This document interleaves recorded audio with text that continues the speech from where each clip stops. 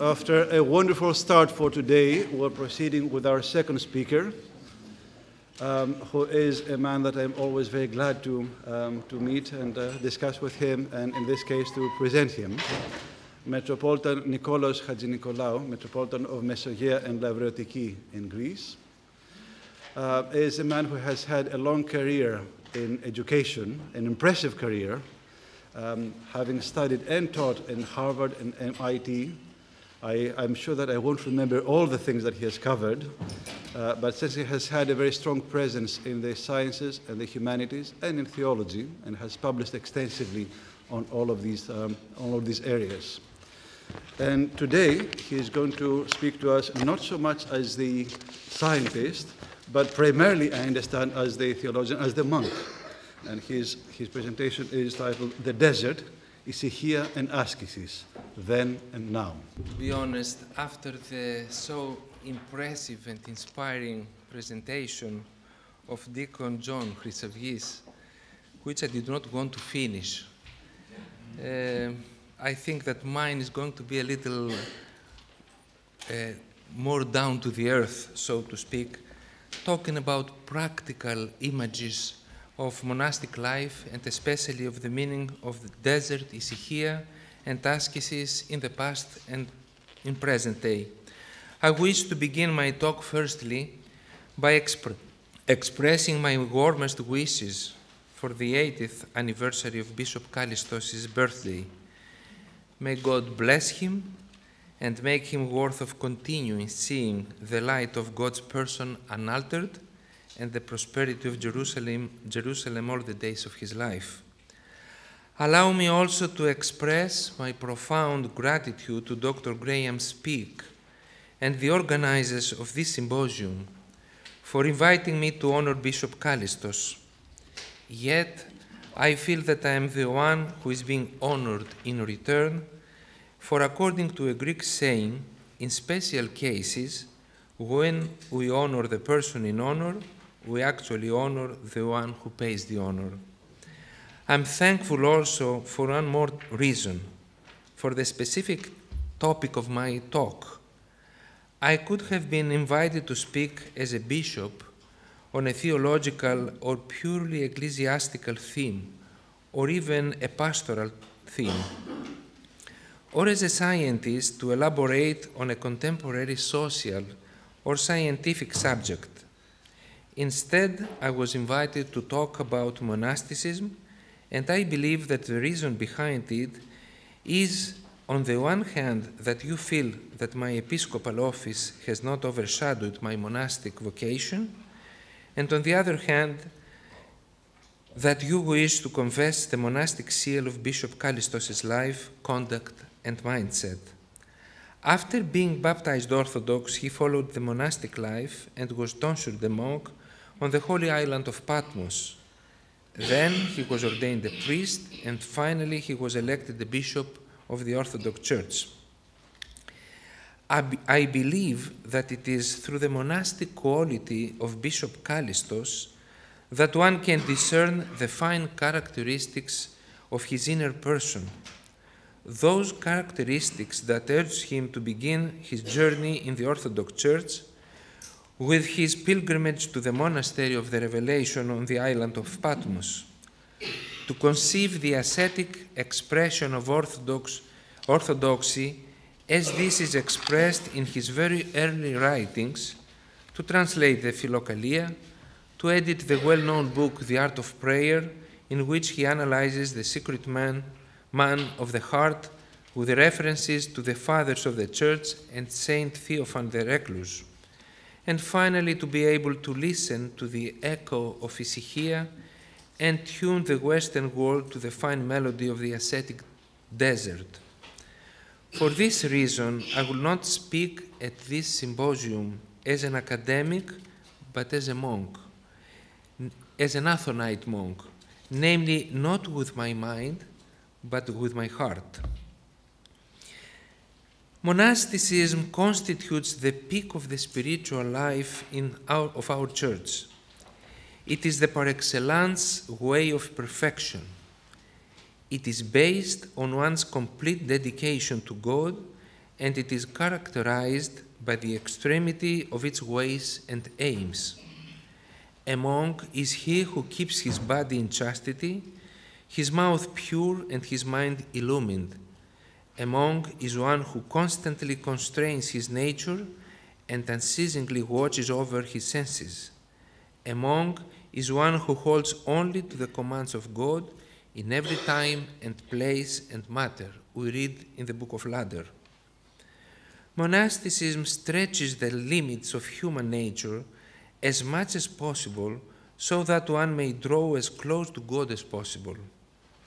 It offers possibilities to man to discover his depth, to exploit the experience, and to exploit and experience his potential, to reveal the imprints of God's image upon him and prove that he can grow according to his likeness by transcending human measures. Saint Nicodemus of the Holy Mountain, who composed the beautiful service of the Feast of the Athonite Saints, writes that they were, the Athonite Saints, they were able to safeguard what is according to nature, to escape what is against nature, and become worthy of the gifts which are above nature. The grandeur of human nature is concealed as a treasure within the conditions of living above one's nature. There, God can be touched, His grace is revealed, His presence is confirmed, and the godlike image of man is brought to light. This is the true aim of monasticism. It is not just living together with a group of people harmoniously, peacefully, and spiritually for a few years. It is not to learn how to do tasks fastidiously, say prayers, perform hard ascetic struggles, or offer hospitality and comfort to pilgrims. The task of the monk is the prayer of the heart, and his aim is to be united with God, to be deified and sanctified as far as it is possible for human beings. A monk does not follow the monastic way of living merely because he likes it, or because it is something good, but rather because he is called to do so by God. The father of monastics is St. John the Baptist, and the mother of them is the Mother of God. The fruits of monastic life and conduct are the numerous saints and righteous ascetics, a wonderful community of saints who lived more in heaven than on earth, who are related more to the angels than to humans, who can express themselves better in the realm of eternity than in historical time, and whose souls are more lively than their body and material being. Monasticism in the past and in history, the life of monastic ideals is being depicted in books on the lives of saintly ascetics, such as the Gerondikon, Life of the Desert Fathers, the History of Monks of Egypt, the Historia Religiosa, Λαυσαϊκόν, the Limonarion, Spiritual Meadow, and Ευεργετινός.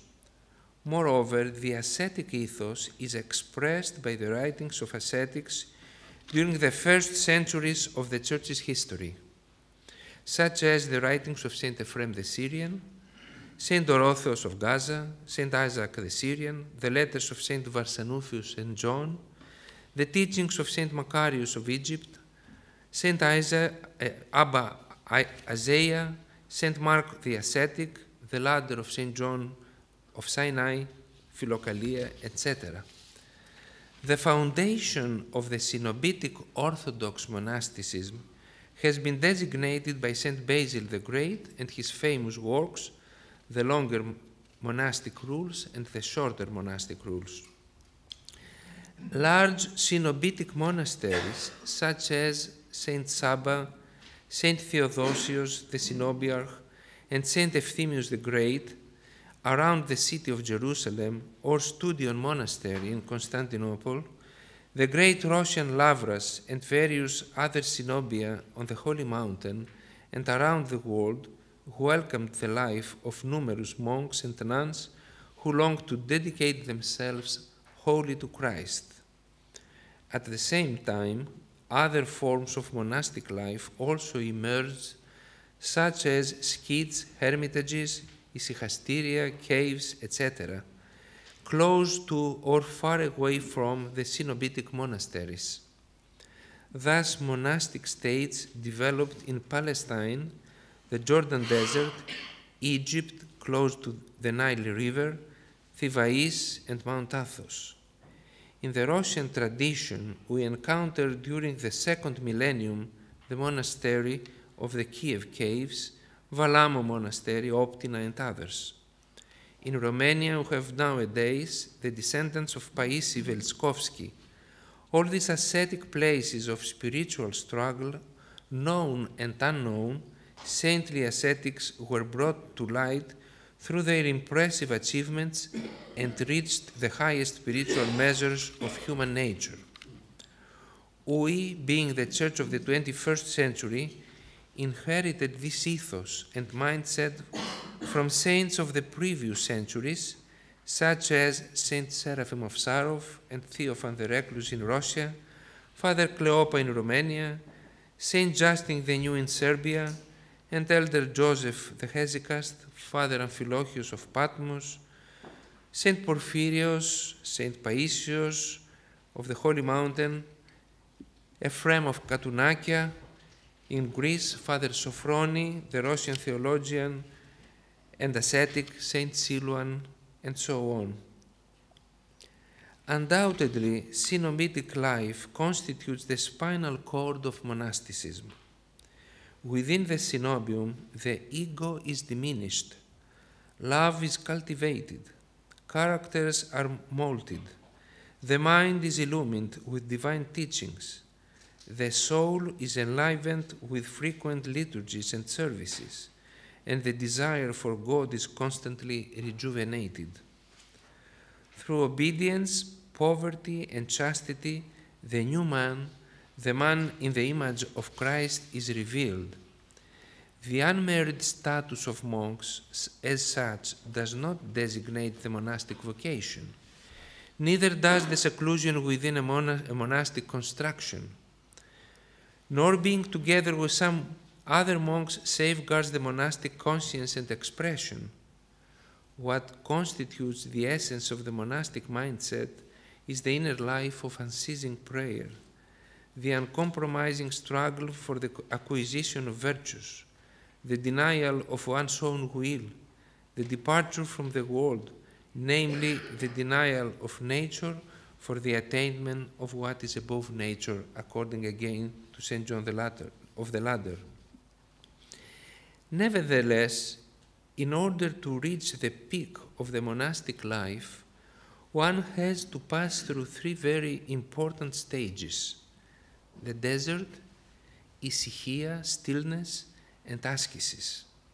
Three words that are set against the world, all kinds of cares and human weaknesses, and reflect the relationship between the human nature and the divine in its finest form. These words do not only refer to the desertion of our souls from our passions and our own will, or to inner stillness, to the hidden man of the heart.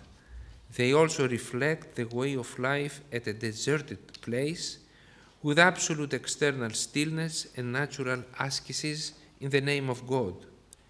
King David refers to this kind of desert in the book of Psalms. Then would I wander far off and remain in the wilderness. Moreover, St. Isaac replies to one of his disciples' question on the power of the practice of solitude by saying that the practice of solitude mortifies the outward senses and quickens the inward impulses. Intercourse, however, works in the inverse way. Therefore, throughout the years, we see that the monastic tradition of our Orthodox Church is characterized by constant struggles against worldly pleasures, cares, and distractions, as well as against human nature with all its weaknesses. All these stand as obstacles for attaining what is above nature, and thus monks resorted to a form of life in the desert under conditions of absolute Hesychia, stillness, and uncompromising askesis. Allow me to refer at this point to a few characteristic examples of such askesis in a chronological order. Abba Varsanoufios, whom we celebrated yesterday as we've heard, lived during the 4th century in total seclusion in his cell, and according to Saint Nicodemus the Athonite, was not seen by any human being for 50 years. He did not receive visits neither from his brothers nor any of the bishops or other ascetics from Egypt who asked insistently to meet with him. He only accepted visits from Abbot Seridos, who used to bring him 3 small loaves of bread once a week, water, and Holy Communion. One of his letters in his famous book, Guidance Towards Spiritual Life, answers to the questions of disciples, implies that his prayer encountered the prayer of 2 other saints before the throne of God. One was John from Rome, and the other one Elijah from Corinth, and all 3 influenced the volition of God. During the end of the 4th century, we read in the Synaxarion of Saint Sarah that despite the fact that she was a woman, she lived on a boat for approximately 60 years without taking even one glance at the river's water. In the 5th century, Saint David of Thessaloniki remained for 3 years on an almond tree, enduring poor weather conditions and trials, but revealing distinct traces of his unique saintliness. The life of Saint Mary of Egypt is also worth noting. She lived at the Jordan Desert during the 6th century and was not seen by anyone for 47 years, according to her biographer, Saint Sophrony of Jerusalem. Saint John of the Ladder, another great ascetic of our church, lived at the cave of Thola on Mount Sinai for 40 years during the end of the 6th century. He wrote a unique book on the secret impulses of the soul, describing the virtues and passions and tracing the path towards the unity with God based on his personal experiences during his stay at the cave. Saint Alypius the Stylite lived during the 7th century, standing on a pillar for 53 years. His ascesis was so hard that he developed sores underneath his feet, yet the blood dripping from these sores worked miracles.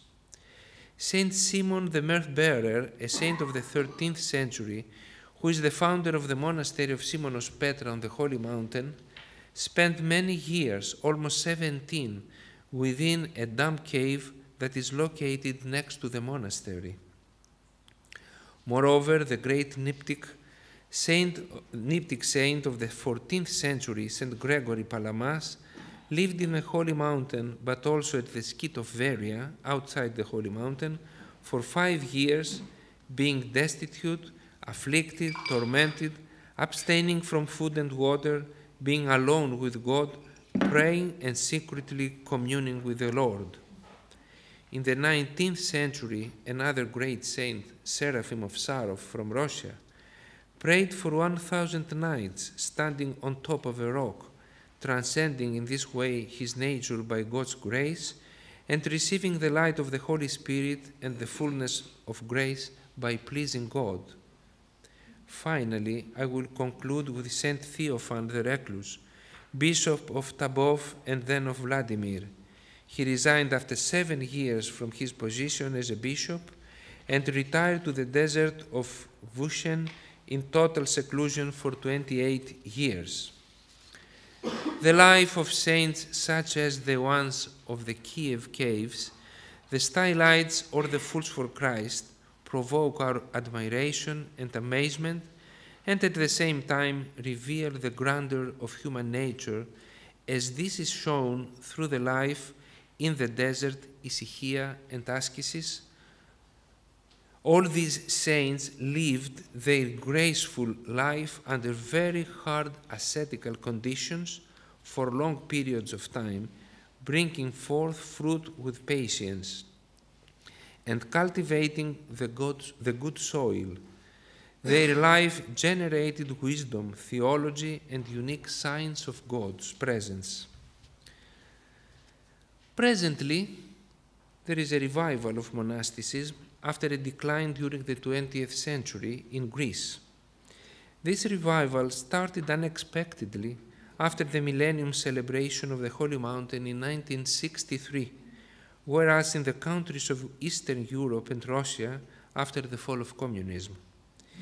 In these countries, there is an ongoing blossoming of monastic life and in general of the spiritual life until today. In parallel, large monastic communities began to emerge in the West at the end of the 20th century, such as the monastery of St. John the Baptist in Essex, the Metochia dependencies of the monastery of Simonos Petra in France, and most impressively the 20 monasteries and convents in the United States, which were found in less than 30 years under the spiritual guidance of Elder Ephraim, the former abbot of the Holy Monastery of Philotheu in Mount Athos. Undoubtedly, the statistical findings at first glance declare a significant rise, which is of historical importance as well as God's great blessing. Glory to God. In our times, when the person of Christ is being constantly disputed and faith is being gradually weakened, we never expected such a blessing. Actually, we may not deserve it. Nevertheless, there is a question that requires a well-thought reply.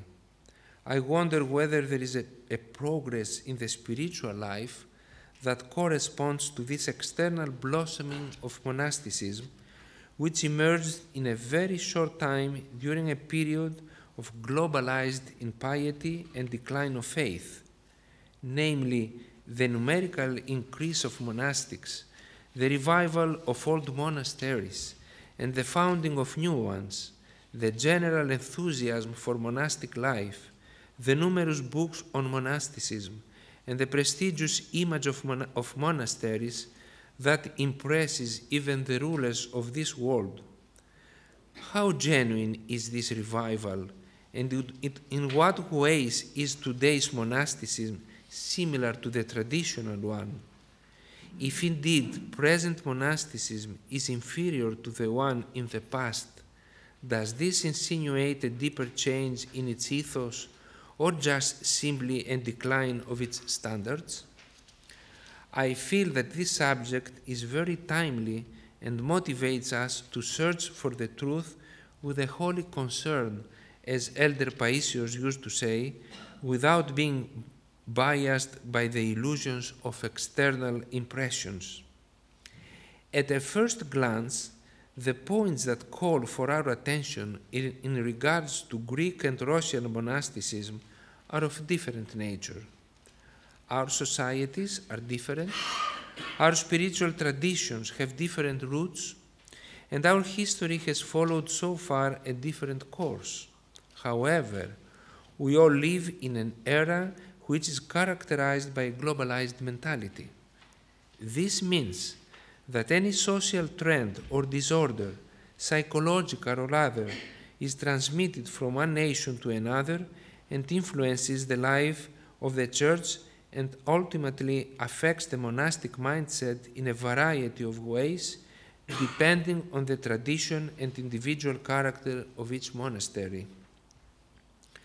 The people who join the monasteries come from this modern world, usually at an age when their personalities have already been formed.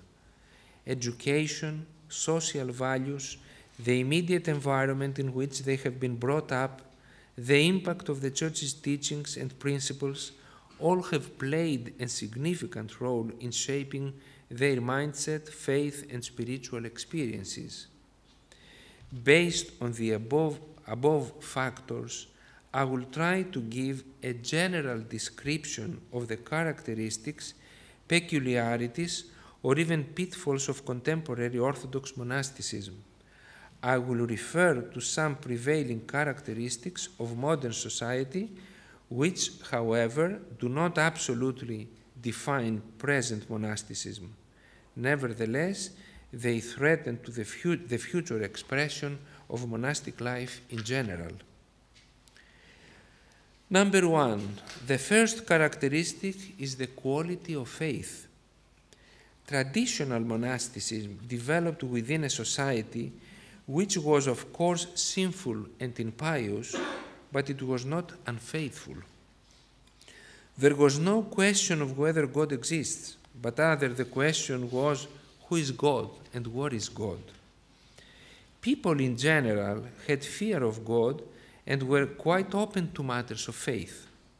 The government, the structure of education, the social norms, both during the Byzantine times and later on in the Slavonic countries, respected in a way the church, which in turn was able to cultivate the faith. As a result, those who followed the monastic life, whether they were ordinary people or intellectuals, were fully aware of their calling and could clearly discern their monastic yearning and prospects. They were humble and simple in the way they experienced their faith. Monastic perspective constituted a natural course to follow, since it emerged from a lively spiritual culture. Today, faith is often either unhealthy or vague or rationalized, because nowadays we learn about it from books and not from immediate experience. Thus, the kind of faith that prevails is the faith of the intellect and not of the heart, the faith of arguments and proofs and not of humble personal experiences. Our relationship with God basically is no longer an existential need, but rather an ideology that we should support, a way of life that we choose to follow, or a set of church rituals that we ought to observe, prostrations, specific prayers, fasting, way of dressing, and so on.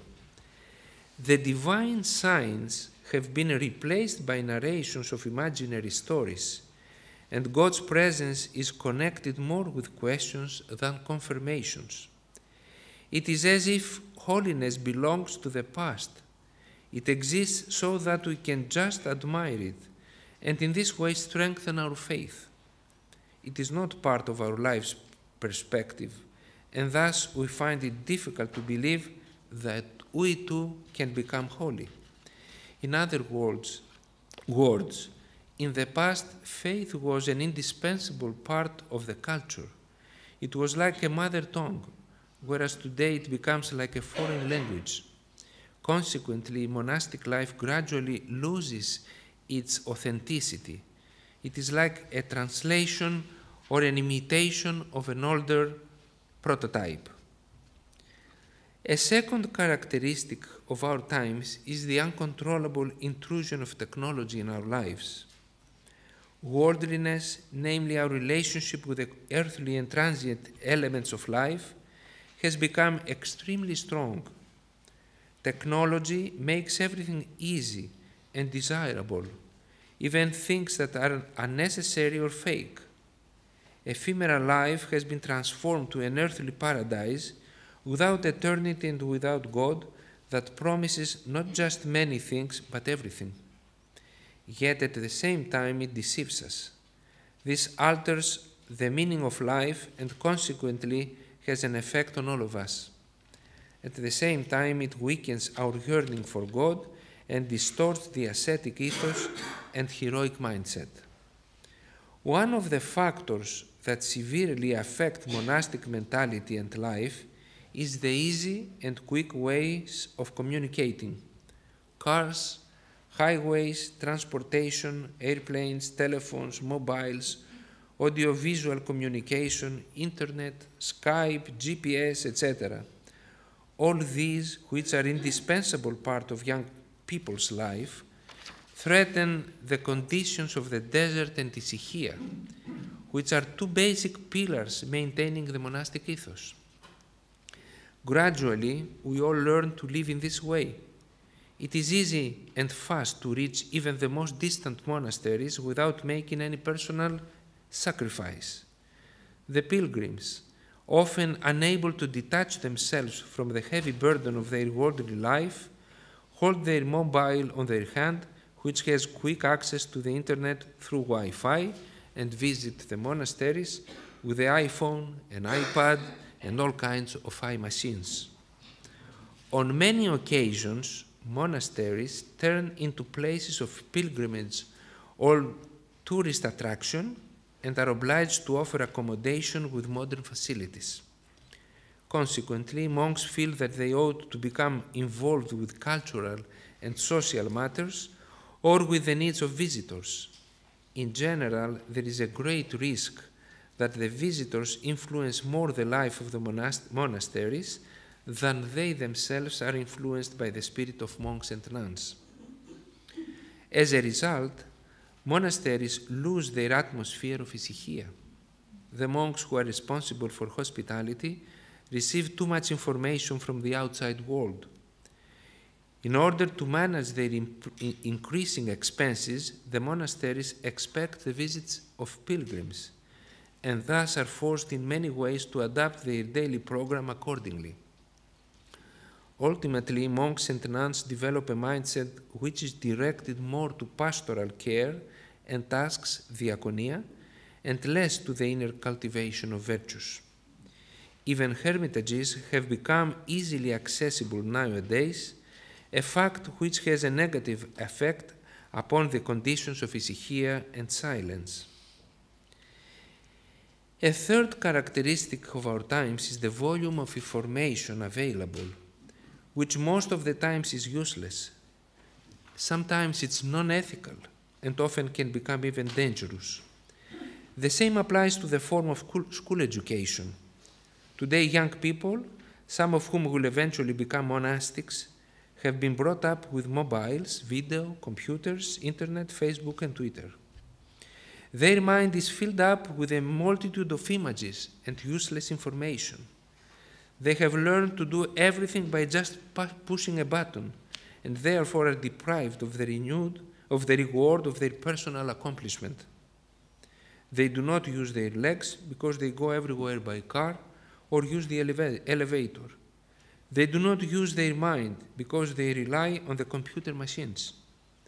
They have difficulty in discerning the inner movements of their heart because they have learned to use only their intellect, which can memorize and rationalize but cannot think creatively.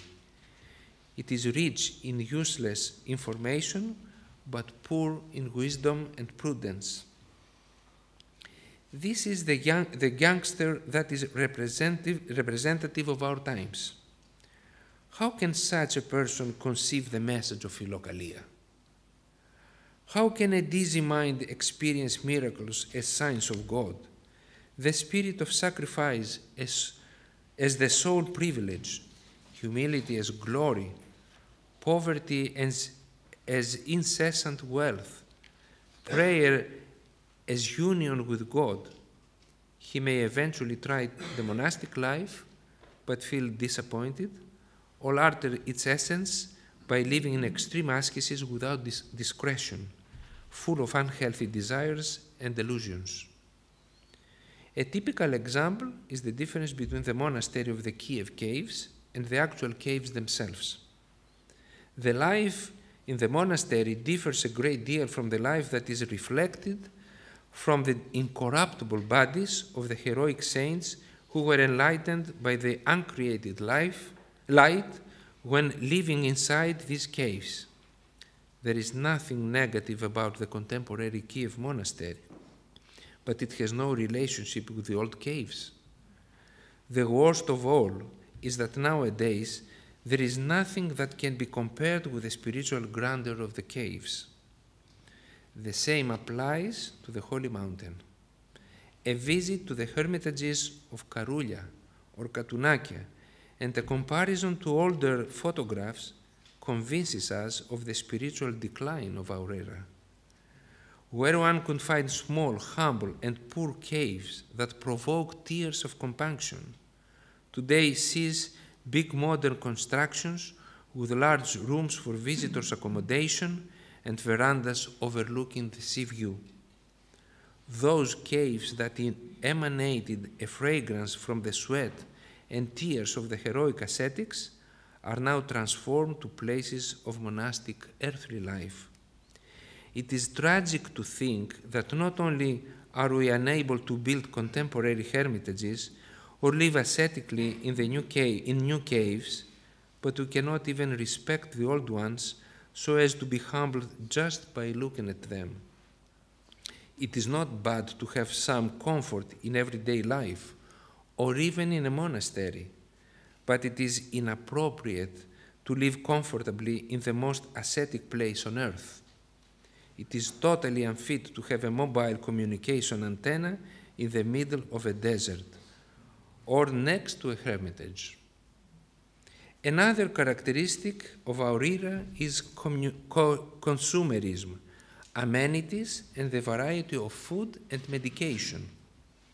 All these gradually intrude in life of monasteries and consequently create new needs. The meaning of the word necessary has been altered. The way monastics deal with bodily illnesses and medical treatment has changed, and at the same time the meaning of life and death has been distorted. The amount of medication tends to exceed the amount of food. Quite a few monasteries on Mount Athos have heliports.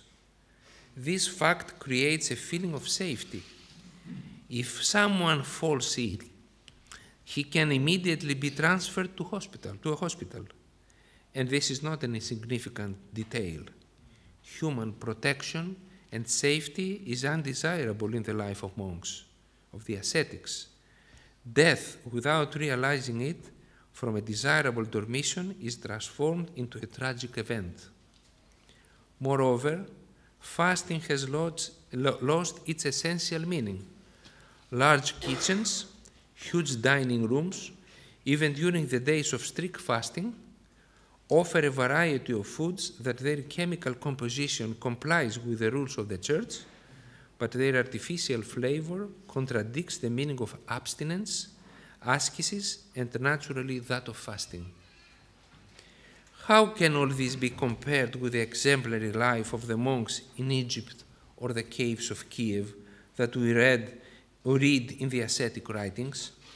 Nevertheless, many of the present-day monks were inspired by these books, and it is through these books that they distinguish the echo of their calling. A fifth characteristic is the change of the way of living, namely the detachment from the natural world, the lack of contact with nature, and the absence of stamina, all of which result from the urban way of life, have significantly limited the physical endurance of the young monks. They cannot tolerate too much. They cannot stand up for long. They get easily tired. We get easily tired.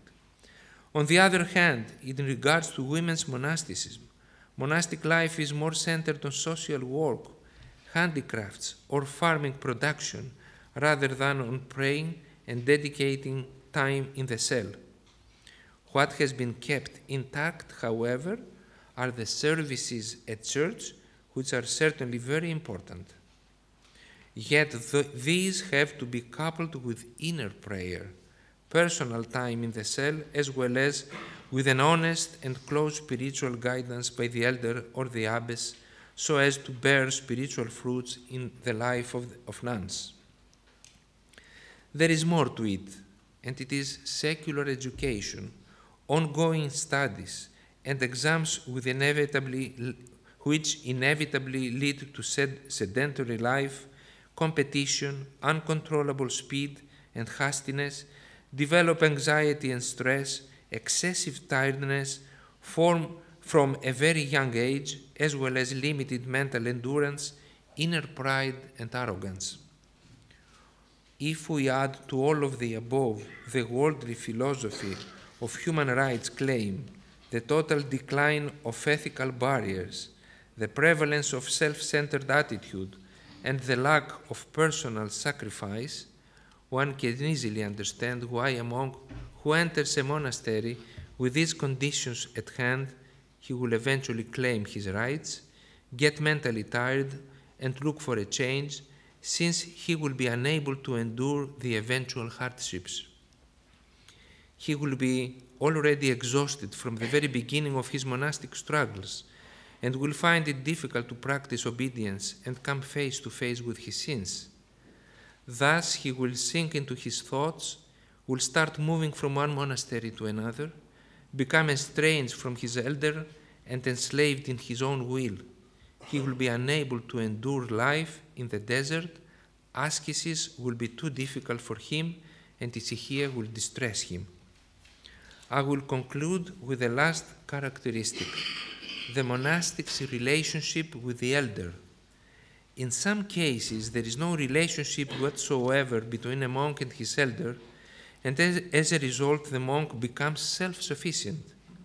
In other instances, it is based on a psychological dependence on the elder and not on a free spirit of obedience. Or the relationship is based on the monk's personal admiration towards his elder and not the latter's spiritual guidance. This is a very delicate point and represents a pathological syndrome of contemporary monasticism, which emerges from lack of inner strength and wisdom.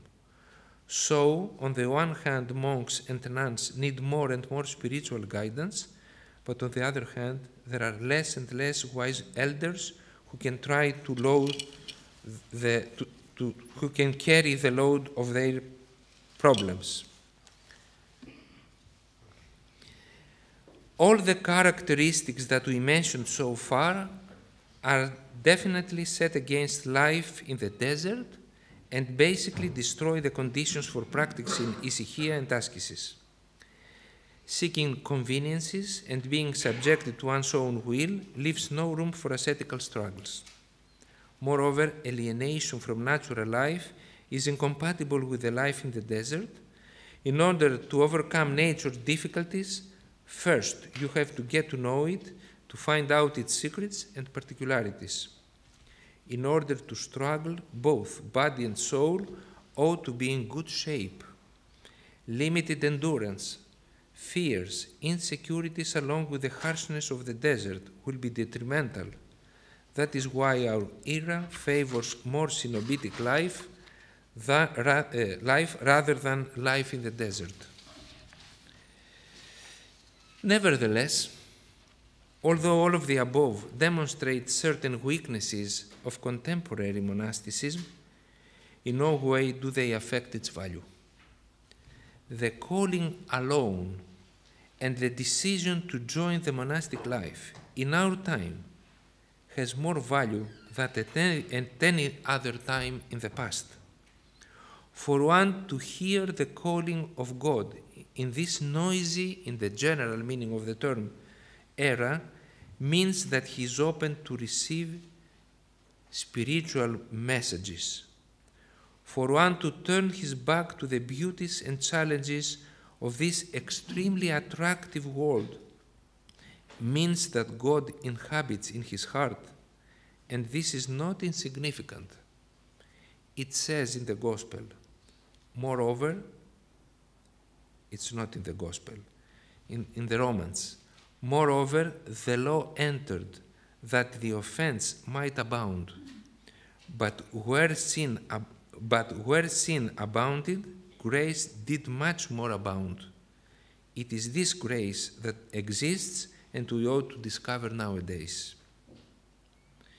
It is important, however, to learn to discern the truth of life as well as the truth of our inner self, and not consider ourselves better than we actually are. Elder Paisios, a contemporary saint, used to say, if we want to benefit from the writings of Saint Isaac, we should not read his writings so as to imitate him.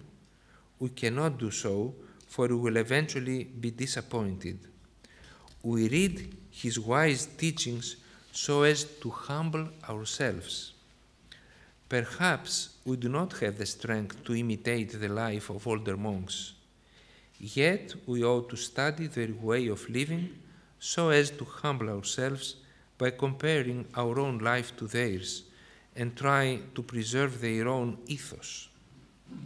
Consider the outcome of their way of life and imitate their faith. If this were true, we would not alter the ethos of their conduct, and we would specify with greater accuracy our own spiritual limits. Many people believe that it is not possible to follow the ascetic life in our times. This sounds as a poor excuse that we ought to avoid. I ask for forgiveness for what I'm going about to say. The traditional way of monastic life, the conditions of desert and Hesychia are being preserved with admirable consistency by the Copts in Egypt, as well as in just a few of our monasteries and skeets. Perhaps instead of finding excuses to ease our conscience or getting disappointed, it would be better to be critical of ourselves for compromising with worldly comforts and for being alienated from the life of prayer, stillness, and askesis.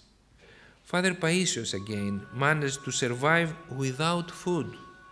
I stayed 6 months with him. I have never seen him eating. To rest without sleep, to speak without interrupting his silence, to love without discretion, and to pray without distraction. He used to say that all monks should avoid as much as possible modern means in the operation of the monastery and should respect the desert by adapting to it. Then the desert will grant us its divine stillness, and we shall be assisted in the desertion of our souls from the passions. Moreover, we ought to bring to our minds constantly the lives of the older ascetics, which constitute our lost treasure, even if we are unable to understand it. Due to lack of such spiritual experiences, let us resort to reading about them in books. These will help us acquire a correct mindset and drive and desire for such a life, and will cultivate self-criticism and humility, which is so indispensable for spiritual life. Concluding my presentation, let me refer to some patristic writings on specifying the meaning of the term Hesychia. Saint Simeon the theologian writes, "Stillness is an undisturbed state of the intellect, the calm of a free and joyful soul, the tranquil, unwavering stability of the heart in God, the contemplation of light, the knowledge of the mysteries of God, the abyss of divine intellections, intercourse with God, and unsleeping watchfulness, spiritual prayer, and finally union with God." Nikolaos-Cambridge describes the yearning for Hesychia as follows: "If you wish to see the blessings that God has prepared for those who love Him, then take up your abode in the desert of the renunciation of your own will and flee the world. What world? The world of the lust of the eyes of your fallen self, the presumptuousness of your own thoughts, the deceit of things visible. If you flee from this world, then light will dawn for you. You will see the life that is in God, and the medicine of your soul, that is tears, will swiftly well up in you. In this way, living in the world and among people, you will be like a man living in the desert and seeing no one. When our soul is touched by this kind of ascetic life, although we may not have the strength to make the decision to flee from this world, yet we may become humbled. Humility is greater than askesis. The secret meaning of the desert and Hesychia is described in Philokalia. Stillness, which is the basis of the soul's purification, makes the observance of the commandments relatively painless. It has been said, "Flee, keep silence, be still, for herein lie the roots of sinlessness." Nevertheless, salvation and sanctification are not achieved only through askesis and Hesychia, but also through diaconia and communion. Living in communion with each other within a monastic community may be equally beneficial. We read in the writings of Evagrios, "Blessed is the monk who in all joy looks with pleasure upon the salvation and progress of all as he would his own. Blessed is the monk who considers all people as God after God. A monk is one who is separated from all and united with all. A monk is one who esteems himself as one with all people, because he ever believes he sees himself in each person." A few months ago, I came across a small pamphlet issued in 1851 by the Monastery of the Caves of Kiev under the title "Small Booklet of Monastic Life." Reading this practical, simple, well-balanced booklet, one can see how the aim of each monk is clearly defined. He who has renounced such things as marriage, possessions, and other worldly pursuits is outwardly a monk, but may not yet be a monk inwardly. This struggle to become a monk inwardly is summarized in 20 small chapters by the unknown Russian writer, who was obviously a monk, by presenting in a few words and with simple and practical sayings the main principles of the monastic life.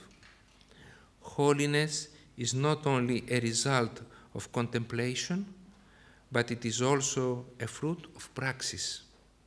This was the struggle then, and this is the struggle now.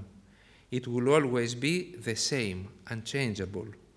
We are also called to fight this struggle today, even if we cannot reach the ascetic achievements and measures of the past.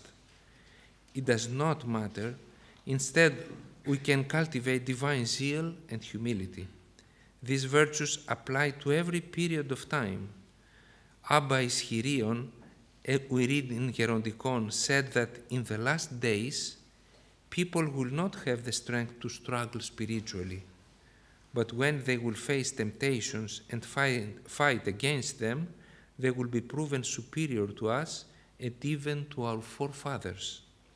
Therefore, what is worth is not so much askesis and Hesychia per se, as it is to have patience and endurance in times of temptations. I will conclude with the words that Father Paisios used to repeat quite often.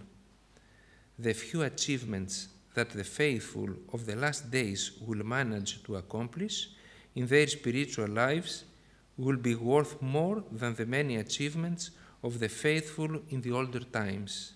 It is not so necessary to correct our monastic way of life as it is to cultivate inner watchfulness. Thank you.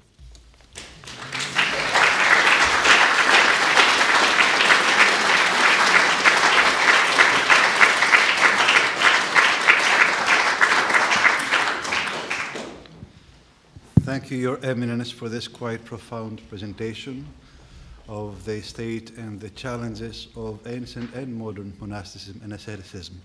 So we do have about 15 minutes until we break for lunch. So please, any questions? Speaking as a married man with a child, I was interested in your comment, if I understood you correctly, about the potentially enormous spiritual benefits of the cenobium and the cenobitic way of life as revived so wonderfully on Mount Athos in recent decades. It did prompt a question, which I put to you, and that is, to what extent can the Christian family be an effective cenobium? for the development of Christian life, as you said at the start of your talk, that is graciously according to nature and above nature? Of course, my topic was about stillness, Hesychia, Askesis, and desert. It is not just about synobium. In any way, I feel I grew up in a family which was a synobium. And I have the sense that it is the same chances. I don't think that the purpose is to go above nature. It is not to deny nature. It is to use your nature in order to grow spiritually and receive the grace of Christ. And this can be done in a very good way within a family life. As a bishop, I kept the task of receiving, listening to holy confessions. I can tell you that there are many people who live much better than monastic in a synobium or monastics in the desert. The family life has gives many opportunities to cut on your own will, to pray together, to bear with the weaknesses and the problems that the other members of the family have. And whereas if you live alone, you may do your own will and actually feed your ego. So I think there is a very good comparison between the two. However, I'm afraid that if you do not pay attention to the point that I was speaking about askesis, desert, and Hesychia, I will give you an example from my life.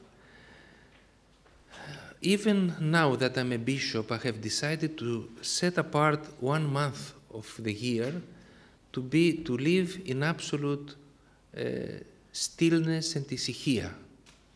So I go 2 weeks at the end of the summer, I would say end of August, beginning of September in Patmos, Your Eminence in Kouvari, he knows that, and stay with Father Ilia. I'm there, and by the end of Great Lent, I'm going to either Mount Athos, where I stay in my hermitage that I used to stay before I was a bishop, and also last year I went to Saint Saba in Judean desert. I can give you some examples. In Mount Athos, when I go, I stay all alone for 2 weeks now.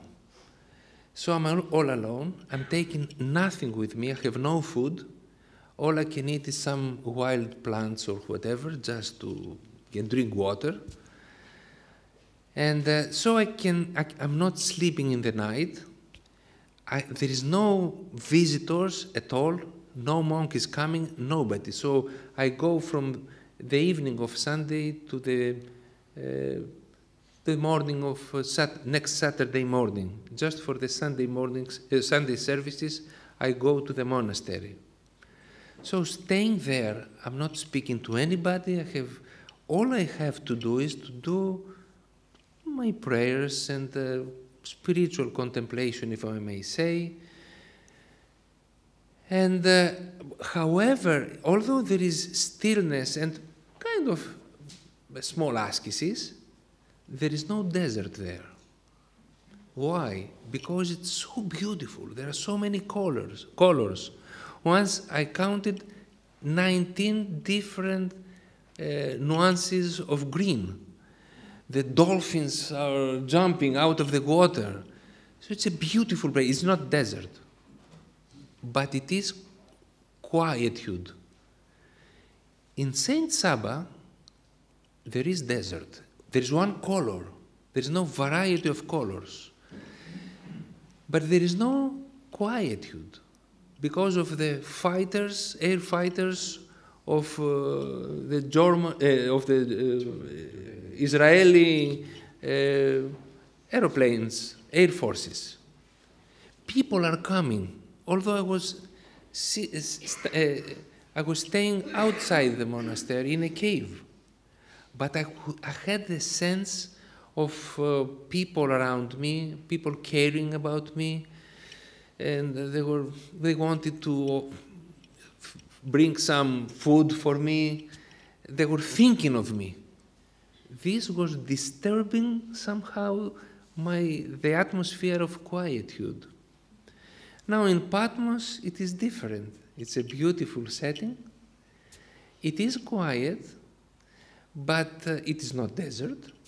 But there is a convent next to it, and the nuns are bringing all kinds of stuff because the bishop should not die, and I don't know, so he should survive. So I started developing a dialogue with the atmosphere that was given by God to spiritually grow, to help myself, and to listen to, if I may say, if I may use the word, to the messages of God within this atmosphere of ascesis, quietude, stillness, and desert. Now, coming back from this atmosphere, I found thousands of people coming with many problems. There I have to empty myself and to commune with them and to share with them the joy of Easter that is coming, great Holy Week, and confession, everything together. I will come back to what Father John said earlier in his previous wonderful talk, that breaking yourself, it may be easier within a family environment or a synobium than it is in desert. In the desert, it's not so easy to break up your own ego. That's all I have to say. I wonder, Your Eminence, could you say a bit more about your experience of Coptic monasticism that you singled out as a good example? I do not have experience. I have some kind of knowledge. As a matter of fact, the abbot of the monastery of Simonos Petras, Father Eliseos, suggested that we should go together. And I had some nuns who were Coptic, and then they converted to Orthodoxy, and they told me much about it. And I have seen, I want to visit. I have never visited Egypt, but all I know is that they keep the strict ascetic rule. Of course, this can be done in Russia with 25 degrees below zero temperature or humidity or whatever. So I have no personal experience, but I know that the Coptic tradition up to today keeps faithfully the basic order of ascetic life. There are, however, some of the monasteries, I don't want to name some of those, I know some in Greece, even in Mount Athos, but there are not too many. Unfortunately, I don't know, no, I take away this word, unfortunately, but the truth is that today the Synobitic way of life is blossoming in some way, at least in the Greek tradition, and I think that in the Russian too, but we have problems with the ascetic tradition. But this is not bad. We should humbly accept it. That's all I'm saying. It's very difficult for a youngster to go and to have problems with the novices in all the monasteries. It's quite a sacrifice to live without your mobile. They cannot. Your Eminence, I would like to talk to you about and maybe get, hopefully you can give me an answer. Young people, you talked about them, that they are very much into internet and Facebook and all that stuff now. Internet? To the internet. How would you try to get young people interested into spirituality today.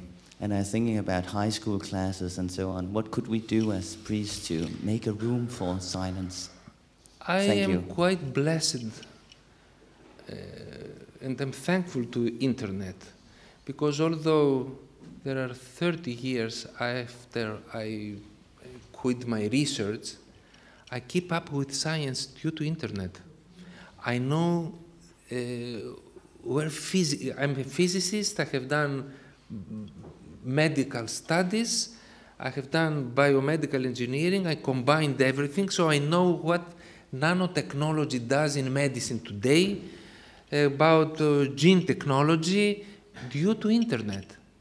If there was no internet, I would be totally cut off. However, now one of the biggest problems that we have with the young people, and especially, I know also some people who want to become monks. The reason why they do not want to go to a monastery is that they are afraid that they will be prohibited by using internet, and they cannot do it. So they develop a totally different psychology and mentality, which has to be in a very spiritual and creative way to be used. However, I don't think that in the monasteries you need internet. You need something totally different. Father Paisios used to insist that if you use much the phone, this is what he said, you can cut the line with your spiritual communication with God. The same with all this bombardment with all information through internet. I think that dramatically changes man and destroys all kinds of Hesychia within the heart. I do have a larger concern about this issue, in that it is easy for us to perhaps follow the trace of the exploration of the past and what great treasures perhaps we have lost or we're losing. But my concern is that it may not be effective. I don't want to say realistic because it sounds too pessimistic. To have a Luddite view of trying to get rid of technology. This has not worked in the past. And generally, I don't think it's a fruitful direction to try to be reactive to problems.